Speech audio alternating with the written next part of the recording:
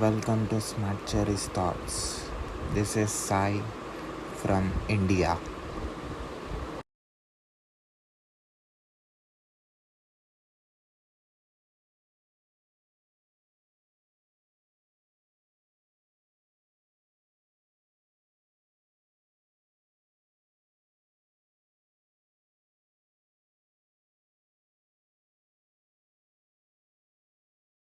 Hello, nice to meet you. Nice to meet you. Thank you for giving me opportunity to interview you. Yeah, I love talking about what I do. It's a pleasure for me as well. I thought to tell about the work that you are doing to my audience. Okay, so I actually looked through your channel and you seem to interview a lot of more senior people. I'm not one of them. I graduated university 3 years ago, and now I have a couple of gigs. One of which is that I manage a research and development team at a company called ThingsWalk. I also have a couple of freelance opportunities on the side. I'm starting my own startup related to augmented reality, and I do a bunch of other stuff, but these are the ones related to computer science. So, what you are from? I'm from Bulgaria, which is in Eastern Europe. Awesome.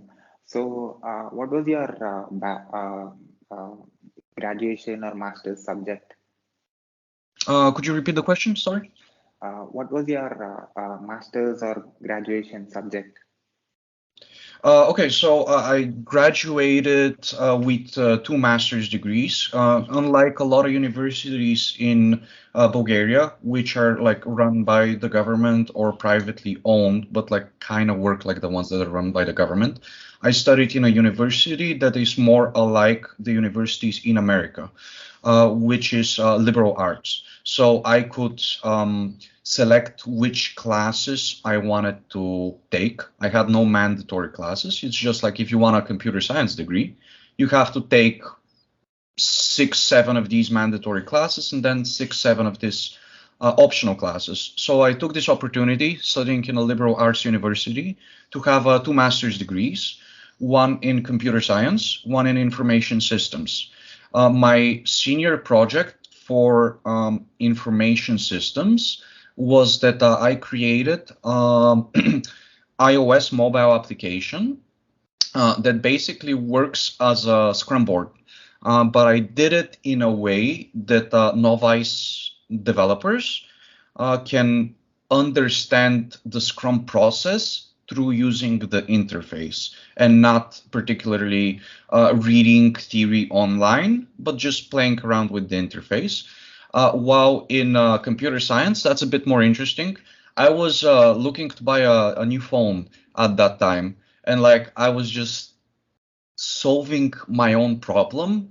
My project was I noticed some trends in the resale value of phones.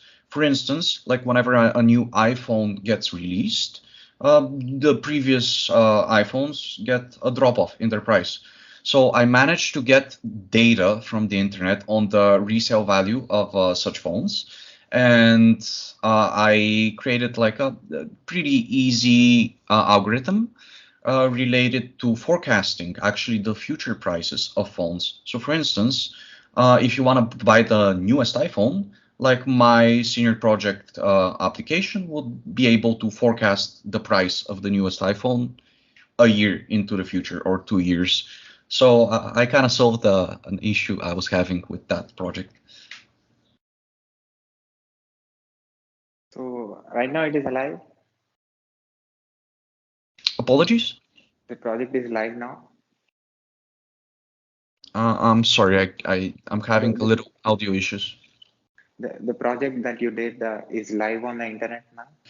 No, it's not live. I just did it for fun and I just did it for a grade. Like and I also did it because it was useful to me, but I haven't published it. Right now, like having 3 years of experience after I've completed that, like I can find some issues. And recently I was thinking about actually remaking that application and making it a little bit better and a little bit like public and stuff like that.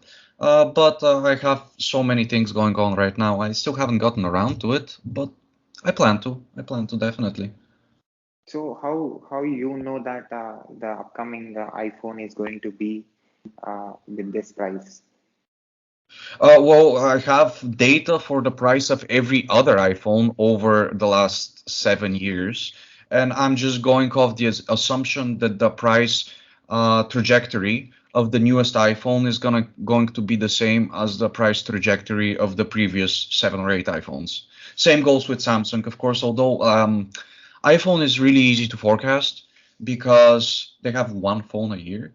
Like not one phone, but one release of several phones a year, while Samsung or Huawei have much more. It was actually kind of challenging to get all that data. But looking at the video I recorded for my senior project, because it was 2020 and it was we were in lockdown because of COVID. So I have a video of it, and I looked back at it a couple of weeks ago, and it's pretty accurate. Awesome. So what's your present job?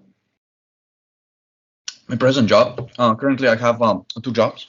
One I work full time, one I work part time. My full time job is that I manage a research and development department. So I just basically manage a bunch of programmers for 8 hours a day. This would include primarily helping them out with anything that I can. Currently, like my arm is broken, so I'm unable to write a lot of code. But we do a lot of pair programming. We help each other debug. We are in meetings and we discuss architectural issues. And also, I have to deal with the day-to-day operations of the company, helping out the Scrum Master, and basically, my job is to be there for everybody. While my second job, which I work for 4 hours a day, 20 hours a week, is in Green Charger, which is a company trying to improve the infrastructure for electric vehicles in Bulgaria and hopefully soon Europe. So you have two master degrees. So what made you to uh, come into research and development after completion? Research and development. I mean, I just really enjoy talking to people. I really enjoy helping people, and actually, like, I don't want to be managing programmers or programming for the rest of my life. I actually found out that my true purpose in life would be teaching. I can tell you how I discovered that if you want me to. So managing programmers, how you are feeling?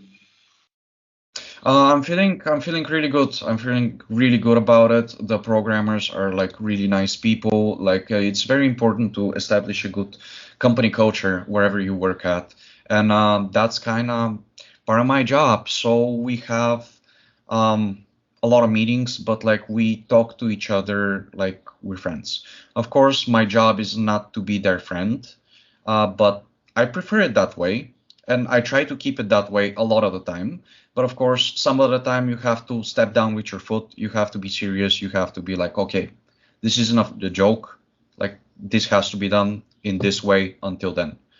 And it's really nice. Everybody in the company is friends with each other, which is something that it hasn't. I've never worked in a company like that before, because even when we're not having meetings and things like that, we're still on uh, Zoom or Discord or something like that, talking while working, and like everybody's doing their own thing, but everybody's like coexisting, and I think that's really healthy, especially in a climate like ours, where since 2020 a lot of jobs in programming have moved remote, so people work from their homes now, and a lot of people are missing that social aspect of working, of having a colleague like right there and being able to banter with each other. and I think it's really healthy environment, and I really enjoy it.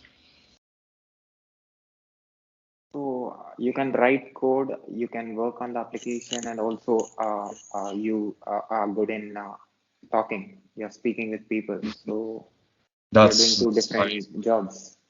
yeah, that's my favorite thing to do. My favorite job as a whole has not been programming or managing programmers. Actually, the job I enjoyed the most was I was in America. I was in the USA in 2017 and 2018, and I worked as a server. And for some reason, like I really liked working as a server just because, like in America, when you're serving people in a restaurant, they really like to talk to you, and like I really enjoyed talking with them. So like I would say that that is actually like my favorite part of my job. So what is your experience talking with technical people? Well, my experience is that a lot of technical people are very stubborn. Uh, yes, I have talked to a lot of technical people.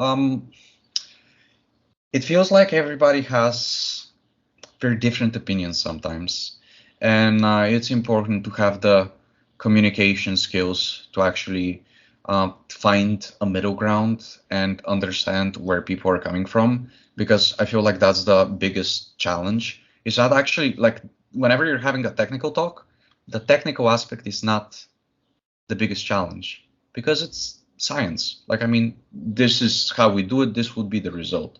It's being able to communicate and go beyond your differences and find a middle ground. That is the key in technical conversations, in my opinion. So how your two master's degrees are helping you to communicate with people? Um, well, my two master's degree, obviously, like they taught me a lot as far as technical, so I can express opinions that I can back up with facts. But it was the two master's degree. It was really interesting because like you get to talk to a lot of programmers while you're studying, and like talking to a programmer is not really the same as talking to like a normal person. And it's kind of a skill you have to gather, and it taught me how to break the ice more easily.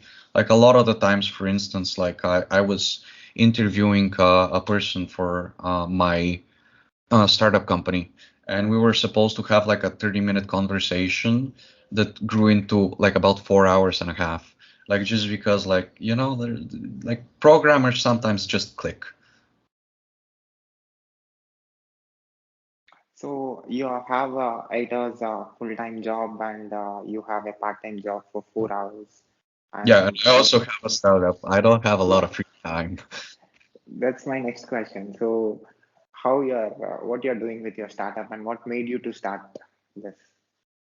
Okay, so like my startup is related to AR because I believe it's going to blow up pretty soon. I was into stocks uh, for a bunch of years, and I had a lot of money invested in Apple. And so I would follow Apple, and I would notice that Apple has bought out a certain company. Oh, Apple has bought out another company, and I'm like, good. What do those companies do? And those companies would do things related to augmented reality. For instance, like a company would specialize in being able to detect the distance, like from where I'm standing to that wardrobe. Like one of the companies, for instance, would be able to calculate that distance. And it seemed that a lot of the companies that Apple was purchasing were related to technologies related to AR. And there were rumors that Apple are making AR glasses going back to like 4 years ago, 5 years ago.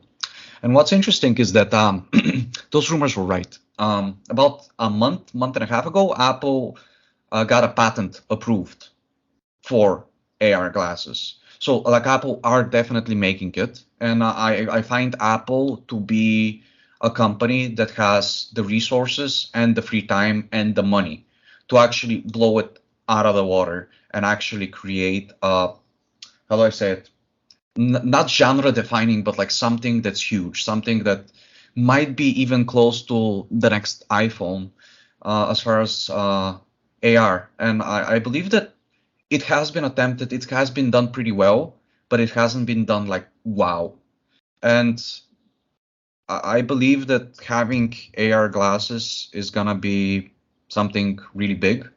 For instance, I don't own a TV, but let's say I wanna watch TV. I get my AR glasses to say I'm gonna have a TV right here, and it's going to like be there. And I feel like it can be adapted into many aspects of culture, and it is going to. I believe it's going to change culture like the iPhone did. Specifically, I want to do it because it's a market that's not saturated.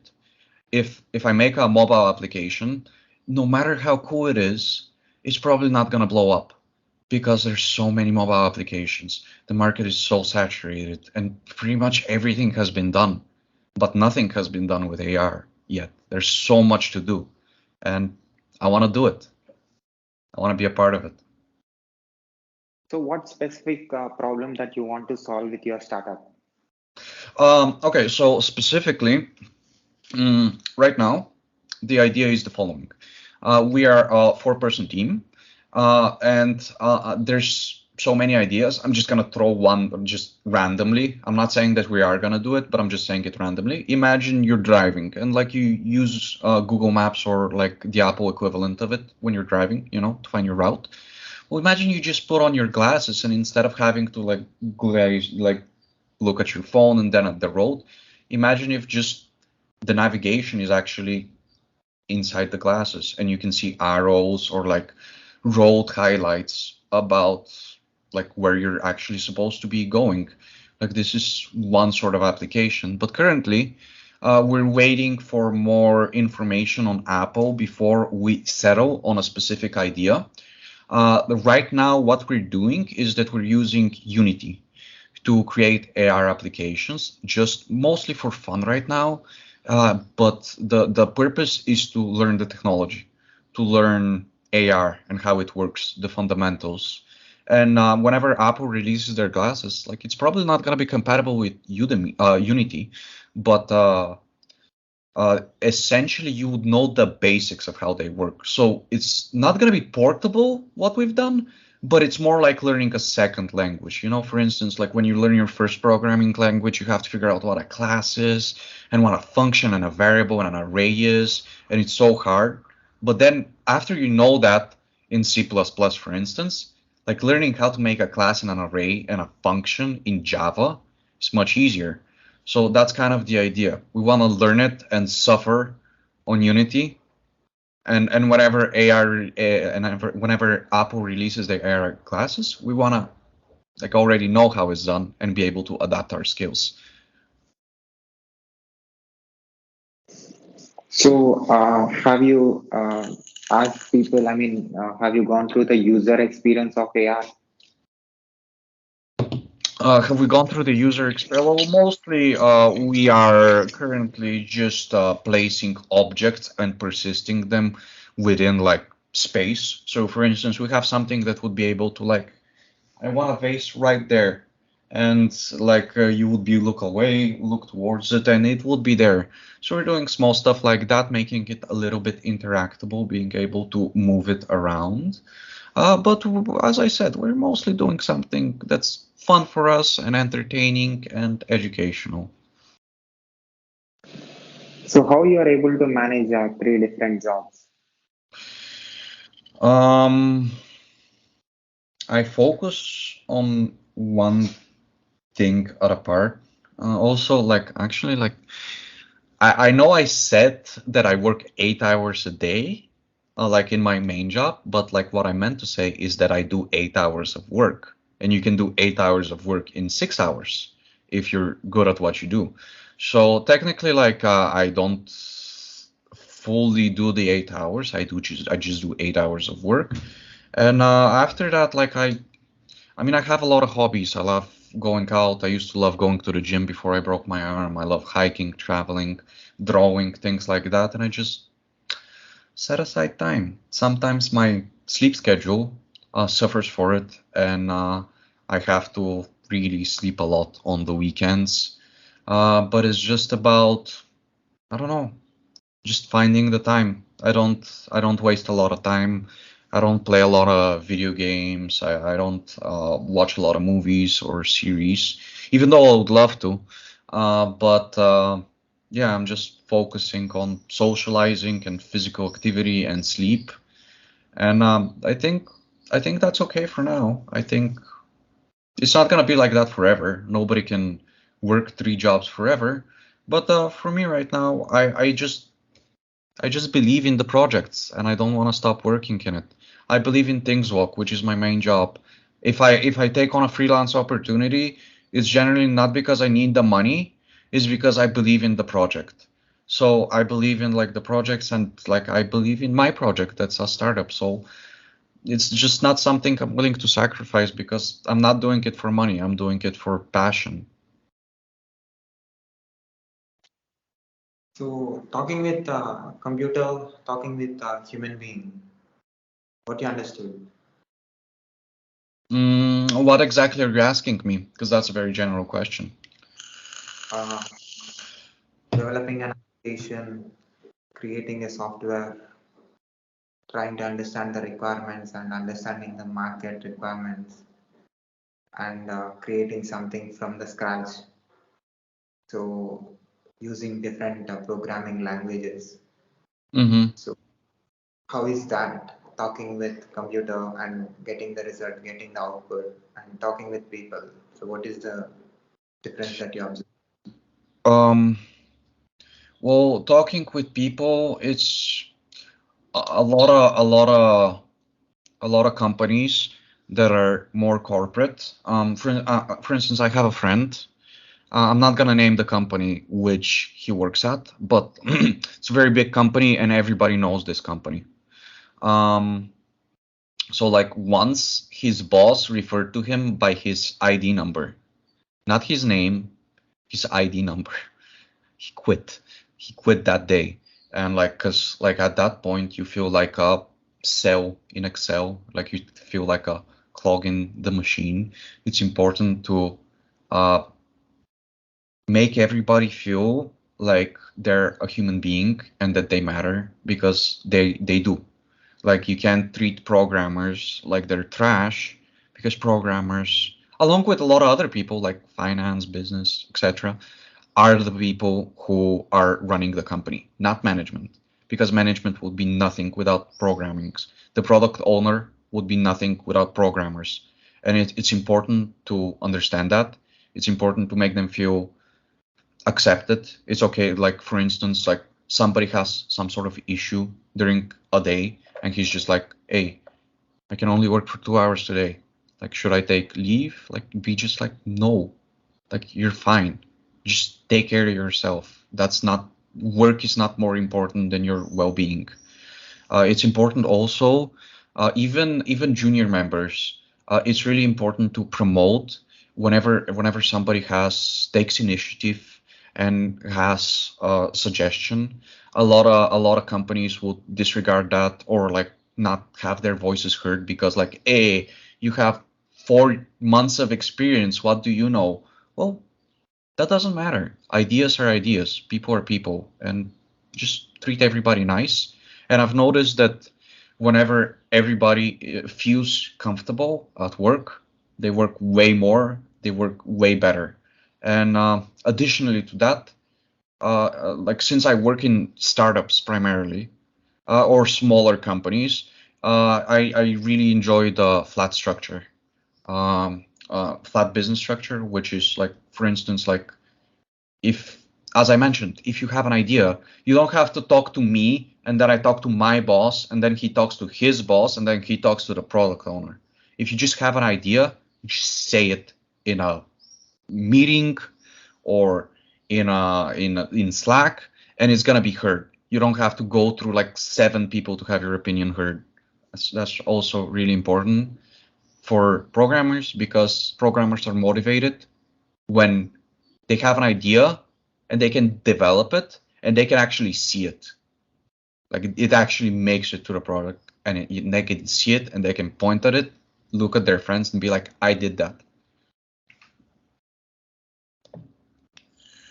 So, working with programmers and working in research and development. So, what you learned? Well, working with programmers and working in research and development is the same thing. Like because the research and development team is the programmers team. That's just how it's generally called. Yeah, it's important to take the time for both research and both development because you shouldn't start developing features blind. You should do a lot of research, and that's actually a skill that is developed. Nobody is born with that. Like you have to do a lot of research. I recently got into like writing a lot of PRDs and design documents, and I started doing a lot of mock-ups for the UI just because kind of the research aspect of research and development. So, in coming days, what you want to do? What are your goals? I would really love to get a PhD one day, and I would really enjoy teaching because I find at least I've had some amazing professors that have changed my life, and they're really, really awesome, cool people that I'll be thankful to my entire life. But most of my professors were like really, really bad at their job, and that's one of the reasons I'm motivated to actually teach, because I feel like a lot of people don't continue programming because their first course was Introduction to C++. How does a pointer work? I just started creating variables like a month ago. How are you supposed to understand a pointer? Like, and I feel like a lot of professors have been in computer science for decades, and they kind of forget that, yeah, these people just started. Like you shouldn't explain it in such a dry, boring, technical way, because programming, whenever you learn it, is not dry and boring. It's actually really fun, and you should explain it in a fun and understandable way and not get people into too much technical details. And whenever I start teaching, I have a dream of like going into like a beginner course, like a 101 course, and I want to go to each student and I'm just like, what do you want to do? Do you want to make a website? Do you want to make a game or a desktop application or a mobile application? Like, what do you want? What do you want to do? And whenever they decide what they want to do, I want to help them do it, because like people will like programming if people are programming things that they like. And trust me, nobody likes sorting algorithms. Nobody. They want to make a mobile app, not sort numbers. So, at last, what do you say to the people who are listening to you from anywhere on this planet? Could you repeat the question? I'm sorry. What do you say to the people who are listening to you from anywhere on this planet?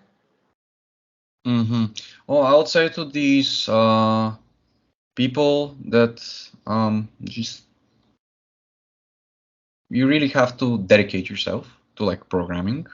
Like the saying goes like 10,000 hours of anything and you're gonna be like the best at it. If I played baseball for 10,000 hours, I'll be really good at baseball. And I would say just you have to put in the time. And when you do, something kind of crazy happens is that you start thinking in a different way. You kind of start thinking in, like, for instance, if you're writing Java, you kind of start thinking in classes.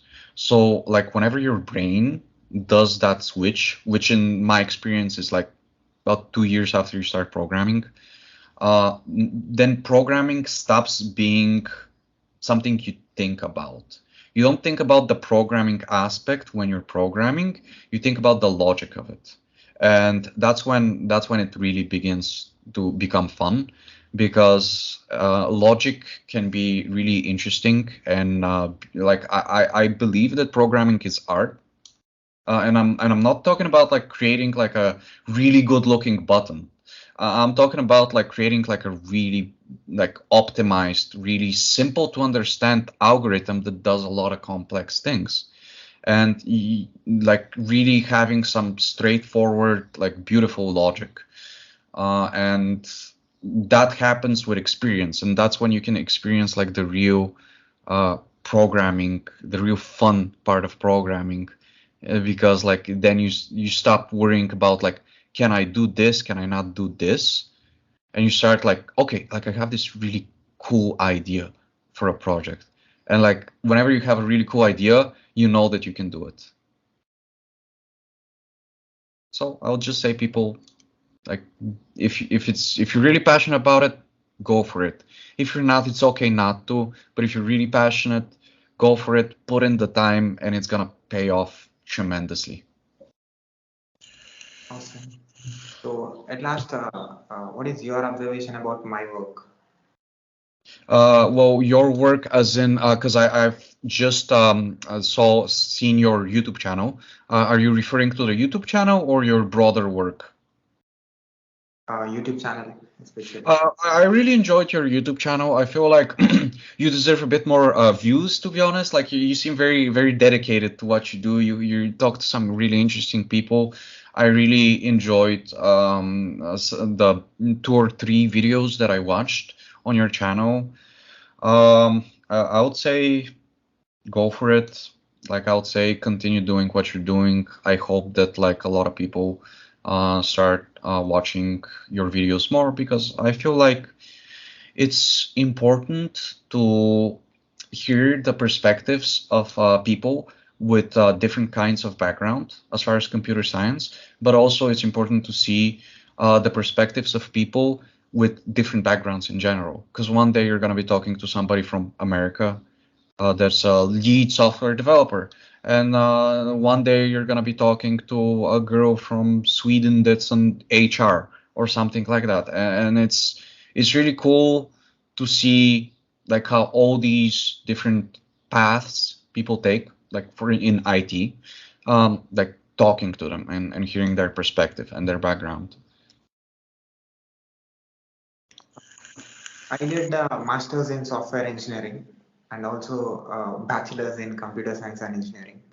And now I'm preparing for AWS Cloud Solutions Architect and also Cloud Engineer positions. I'm just writing on. That's a that's a very lucrative that's a very lucrative path in life. I wish you luck. Like that's a good career directory, definitely. Because it's all going cloud based, and it's just gonna get bigger, and you're gonna I cannot believe that like 10 years ago DevOps like wasn't a popular term, and now like most of what I do is actually DevOps. Like it's definitely where the industry is going, and it's good to have smart people like yourself that are studying and specializing and stuff like that. And I think you're gonna be very valuable asset to a company one day. So how talking with people like you who are already in the industry and who are solving so many problems in different projects, talking with people globally, what I'm going to learn from this and how this is going to be helpful for me if I work in IT as a solution architect or cloud. How is it going to help you talking to a lot of people? Is that the question? Well, I mean, for instance, like you can talking to a lot of people allows you to pick up trends in the industry. And for instance, like I mostly prefer front end, but like not everybody is like that. And like you can, whenever people with different backgrounds, tell you like their story, their tech stack, what kind of applications they're making, and what kind of jobs they're doing. You can pick up on some trends. Like, hey, for instance, like React is really popular, and like maybe if I wanted to do web development, maybe I should do React. Or hey, this library is like really picking up Haste. Or hey, like a lot of people are doing, for instance, I don't know what's popular recently. I guess crypto, not so much lately, but crypto used to be popular a few months ago. Like, hey, people are doing a lot of crypto. Maybe I should like look into like the technology like running crypto. Maybe I should look into blockchain. And like, I believe that talking to a lot of people gives you a lot of perspective and the ability to pick up on trends. Do you agree? Do you have Do you have a website for your startup? Oh no. The startup is not gonna be profitable for like at least 2 years. So like there's kind of not a point to make a website unless like Apple has already released the glasses and we already have settled on a project idea. But like a website is easy to build. A website takes like a day to build. So whenever we get to that point, we're definitely gonna have one. But right now, it's not really important to anybody, not the developers, and we're not gonna have clients for like 2 years, so definitely not to them. Do you want to share any web links of yours, social media, to my audience? Um, you can leave my Twitter in the description of your video. That's kind of the only social link I would like to share. My Twitter is a lot of programming jokes and like some programming comments. Sometimes I talk about my life. Sometimes I just talk about programming, and we like to have fun. So if somebody enjoys the talk I just had and would like to follow me, that's totally cool. Or text me, like that's also like completely fine. I'm very open to talking with anybody. You want to spell people who are listening to this or to this conversation on podcast so that they can hear Excuse? your Twitter account? Can you spell it? Yeah, it's L-Y, no, it's Lubovalkov. It's Lubo Volkov. That's how it is pronounced. That's just my name. So yeah, you can find me at Lubo Volkov, which hopefully is gonna be in the description of the video as well. Yeah, my podcast, people who are listening to this and on podcast can hear and can understand it. So that's why I asked. Yeah, So thank you. can I put this video on my YouTube channel with your permission? Of course. I'll be very happy if you did. And also, can I put this audio and video clip on my podcast, website, internet, social media, everywhere with your You can do whatever you want with this video. You have my full permission. So keep doing, keep inspiring, and also complete the PhD and get well soon.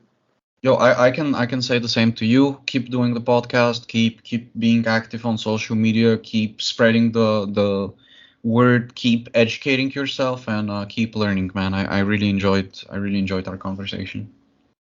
Thank you again. Okay. Bye. Bye bye.